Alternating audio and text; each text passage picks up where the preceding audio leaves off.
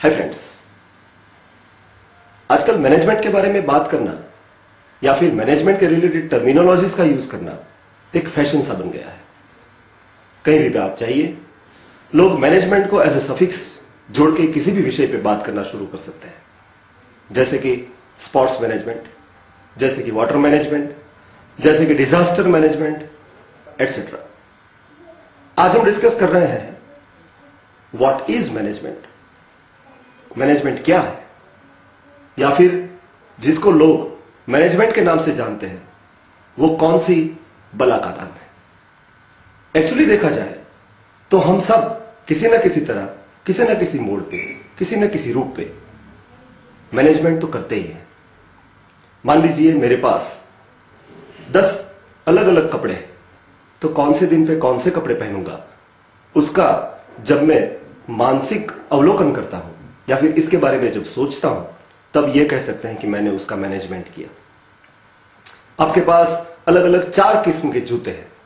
आप यह सोचते हैं कि कौन से जूते, कौन से चंपल, कौन से सैंडल, कौन से दिन, कौन से त्योहार पे, कौन से ओकेजन पे पहने जाए, वो एक तरह से उन जूतों का मैनेजमेंट ही है। आपके पास एक से ज्यादा व्हीकल्स हैं। हो सकता है एक से ज्यादा कार्स हो, एक से ज्यादा स्कूटर्स हो, बाइक्स हो, बाइसिकल्स हो। हर जगह पे हर कोई व्हीकल ले जाना पॉसिबल नहीं होता। उस वक्त हम जब ये सोचते हैं कि हमारा कौन सा व्हीकल हमें कौन से उपयोग में किस जगह पे आ सकता है, वो हमारा व्हीकल का मैनेजमेंट ही है। तो ये सब उदाहरणों के द्वारा हम ये समझने की कोशिश करते हैं, हम ये समझने का पूरा प्रयास करते हैं कि मैनेजमेंट है क्या। ये बात हम समझेंगे एक बहुत से सिंपल एग्जाम्पल से। मान लीजिए कि कोई एम्प्लॉय है, कहीं पे नौकरी करता है और उसकी एक महीने की इनकम, उसकी सैलरी 25,000 रुपीज यानी कि 25,000 रुपए है। अब कोई भी वाइज पर्सन, बुद्धिशाली आदमी, व्यक्ति अपने एक महीने के पैसे कमाए हुए जो है उसका खर्च कैसे करेगा? आने वाले 28, 30 या 31 दिनों के लिए जब उसको अपने 25,000 रुपए खर्चने हैं तो उसके बारे में जरूर सोचेगा। आप कैसे सोचेंगे? बिल्कुल सही, आप सबसे पहले लिस्ट आउट करेंगे अपनी प्रायोरिटीज को, अपनी जरूरतों को। जैसे कि दूध वाला पैसे लेने आएंगे, न्यूज़पेपर के पैसे लगेंगे, टेलीफोन बिल आपको देना पड़ेगा, डे टू डे मेंटेनेंस के लिए आपको कुछ पैसे रोज होते हैं तो वो भी संभाल के रखने पड़ेंगे। तो ऐसी चीजें जो हमारी रोजमर्रा की जरूरियात है, जो हमारी नेसेसिटीज हैं, उसको हम प्रायोरिटी देंगे और उसके लिए 25,000 रुपए में से कम 10,000 रुपए एक बाजू रख देंगे। अब हमारे पास बचे कितने? 15,000। वो 15,000 रुपए क्या हम एक दिन में उड़ा देंगे? ताश खेलेंगे, मूवी देखेंगे, होटल में जाएंगे? नहीं। तो क्या करेंगे? कंटिंजेंसी के लिए, आकस्मिक जरूरतों या फिर ऐसी सिचुएशन जो आपने कभी एक्सपेक्ट नहीं की मगर आ सकती है, उसके लिए भी आपको कुछ प्रोविजन रखना पड़ेगा, आपको कुछ उसके लिए भी रिजर्व क्रिएट करना पड़ेगा। तो 5,000 रुपए जैसी कोई रकम आप अपने लॉकर में एज ए डिपॉजिट या फिर ऐसी जरूरतों के लिए, जैसा हमने अभी कहा कि कभी भी आ सकती है, उसके लिए आप रख देंगे। सबसे पहले हुआ 10,000 का हिसाब, बाकी हुआ 5,000 का। अब भी आपके पास कितने बचे? 10,000 रुपए।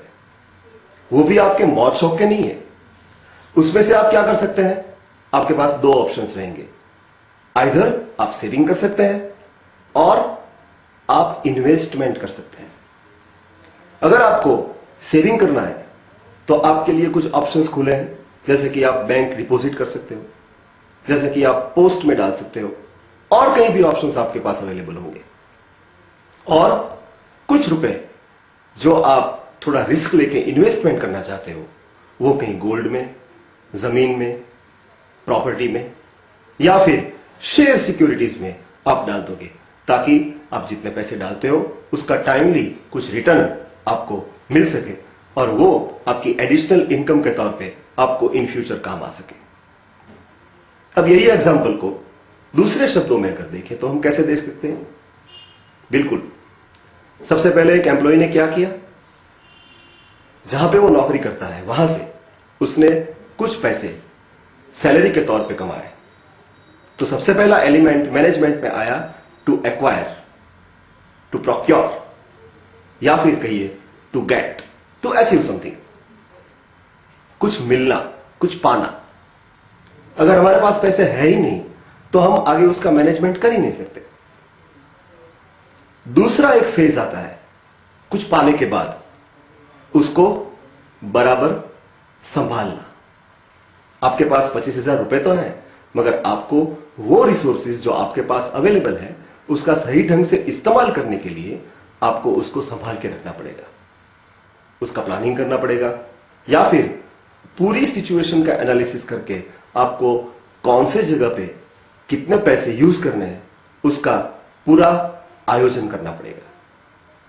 तो दूसरा तबक्का जो आता है, दूसरा जो फेज आता है, उसको हम कहते हैं टू मेंटेन। आपने सबसे पहले प्रायोरिटी बनाई, कौन से खर्च आपके लिए बहुत जरूरी है उसका लिस्ट बनाया, फिर आपने सोचा कुछ कंटिजेंसी के लिए, और बाद में आपके पास जो पैसे बचते हैं उससे आप दो चीजें कर सकते हैं, एक सेविंग और दूसरा इन्वेस्टमेंट। फिर आपके पास पैसे तो है, अब बस प्लानिंग हो गया, काम शुरू कीजिए। दूसरे दिन दूध वाला आएगा, तीसरे दिन ग्रोसरी वाला आएगा, चौथे दिन न्यूज़पेपर वाला आएगा। मूवी भी देखना है, होटल में खाना खाने भी जाना है, और भी कुछ काम जो है वो हमारे पैसों से हम कर सकते हैं। तो ये हम क्या कर रहे हैं यहां पे? Yes, I am talking of the third phase, that is to use. हमारे पास पैसे आए, टू गेट, उसका प्लानिंग किया, उसको किस तरह से यूज करना वो हमने देखा, टू मेंटेन, और फिर उसका इंप्लीमेंटेशन करते हैं, उसको हम कहते हैं टू यूज। ये सिर्फ 3 शब्द अगर हम भली भांति समझ लेते हैं तो हमें किसी भी चीज से उसको रिलेट करने के लिए कुछ दिक्कत या बाधा का अनुभव नहीं होगा। मैनेजमेंट, माय फ्रेंड्स, सिर्फ 3 शब्दों का कॉम्बिनेशन है, to get, to maintain and to use. एक बात याद रखनी है, ये तीनों चीजें प्रॉपरली और फेयरली बेसिस पे होनी चाहिए।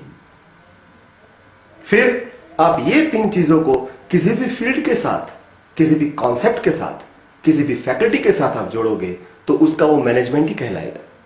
जैसे कि मेरे पास 5 कर्मचारी हैं, उसको मैंने पाया, मैंने उसका इंटरव्यू लिया, रिक्रूटमेंट किया, सिलेक्शन किया, उसको मैं सैलरी दे रहा हूं, मेंटेन हो रहा है, और फिर उसको मेरे काम में मैं यूज कर रहा हूं। तो फिर to get the employees, to maintain them by giving them motivation, by incentives, financial as well as non-financial, and third, to utilize their skills as per my organization's requirements. तो यही बात एम्प्लॉय के तौर पे जब हम करते हैं, to get, to maintain and to use, वो फील्ड को हम कहते हैं ह्यूमन रिसोर्स मैनेजमेंट। जो ये पर्सन ने किया, जो 25,000 रुपए कमा रहा था, वो अपने फाइनेंस के साथ, यानी कि वो है फाइनेंशियल मैनेजमेंट। ये चीज आप किसी भी फील्ड में अप्लाई करोगे, आपको एक ही जवाब मिलेगा, management of doing something. Management मेरे हिसाब से दोस्तों सिर्फ अपने पास अवेलेबल रिसोर्सेज को इफेक्टिवली यूटिलाइज करना, उसी का नाम है। आपके पास जो भी अवेलेबल रिसोर्सेज हैं, जैसे कि हमने शुरुआत में कुछ एग्जांपल्स लिए, कपड़े के, जूते के, या फिर व्हीकल्स के, वो एग्जांपल को आप एक्सटेंड करके किसी हद तक ले जा सकते हैं, मगर आपको अल्टीमेटली तो ये 3 चीजों का ही कॉम्बिनेशन करना है। So to get, to maintain and to use any available resource available to us in an effective way so that the objective of us can be satisfied, can be achieved easily or as per our schedule, that is nothing but management. तो यहां पे हम हमारा conclusion कैसे करेंगे बात का? Management सिर्फ 3 शब्दों से समझा जा सकता है। Number 1 to get, 2 to maintain, and 3 to use. Thank you.